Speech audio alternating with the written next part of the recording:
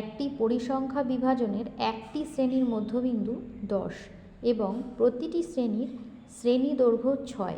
শ্রেণীটির নিম্নসীমা কত? ধরে নিচ্ছি যে শ্রেণীটির নিম্নসীমা x। ধরি শ্রেণীটির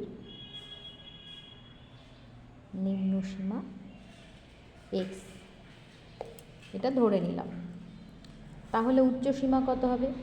উচ্চসীমা সবসময় নিম্নসীমার সঙ্গে শ্রেণী দৈর্ঘ্য যোগ করতে হয়। এখানে তাহলে x ছিল নিম্নসীমা, তার সঙ্গে 6 যোগ করলাম।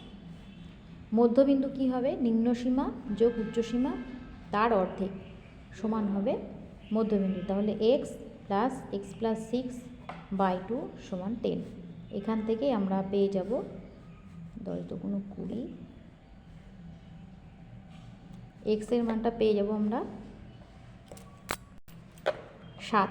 এইটাই হচ্ছে নিম্নসীমা।